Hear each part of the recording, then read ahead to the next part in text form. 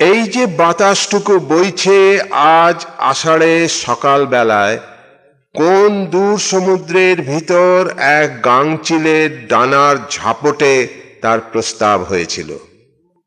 সে ছিল এক নাবিকের প্রার্থনার উত্তর। জলযান ক্ষিপ্ত হয়েছিল, তুঙ্গ ঢেউ এসে আছড়ে পড়েছিল পাথুরে সৈকতে।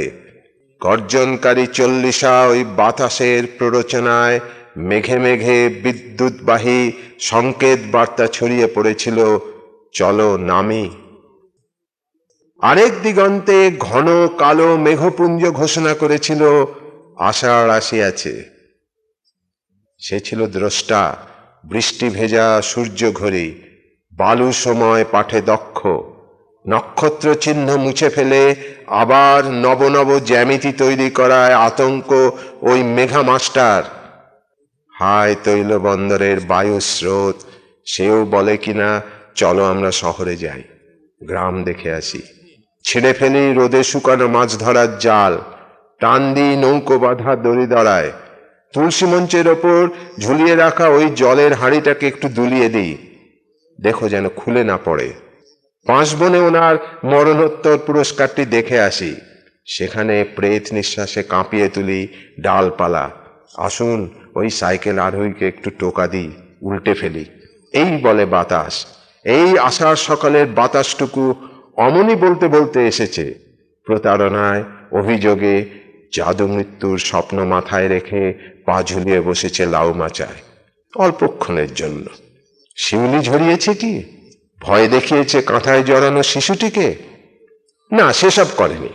জাগিয়ে তোলেনি ছোট এজলাসের হেড মুনসেফ নরোত্তম সিংহ রায়কে, কেননা আজ অতঃপর ওনাকে শহরে যেতে হবে মিথ্যে সাক্ষী দিতে। বউ রাঁধছে। এত ধোঁয়া কেন গো? তুষ্ণীম ভাব। সাত সকালে ঝোড়ো বাতাস, আষাঢ় আসিয়াছে। ভেজা চালা কাঠ পুড়ছে, তার উপর উথলে পড়ছে ভাতের ফ্যান।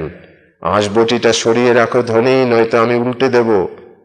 বেড়াল লেজে ফুরফুরানি, কুকুর কানে টুকটুকানি, হাঁস ডানায় জল গড়ানি এই বাতাস।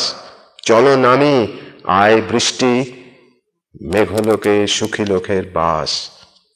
তমসা নদী দেখেছি, দেখেছি বাল্মীকির কুটির। বাতাস আমাদের ঈর্ষা জাগায়। আর কি দেখেছ? দেখেছি পৌরাণিক নদী প্রপাত, গিরিগর্ভ। এত উঁচু থেকে ঝর্ণা নামে যে আমি তার সমস্ত জল উড়িয়ে নিয়ে যাই। মাটিতে ছড়ায় শিকড়কণা শুধু, তাই এত গুল্ম ও উদ্ভিদ। গ্রীষ্মমণ্ডলের ঘন বাষ্প সম্পদ, সাপদ শত শত, পিঁপড়ে অধ্যুষিত রেলিং অঞ্চল। উঠে মাদুরে বস, বাবার হাতে ছাতাটা ধরিয়ে দে, স্টেশন থেকে সারিয়ে আনবে। আরে ও মেয়ে, তোর কি কোনো আক্কেল নেই? উঠোন থেকে শাড়িটা তুলে ফেল। রোদ কোথায় আর? বকতেও পারো বটে।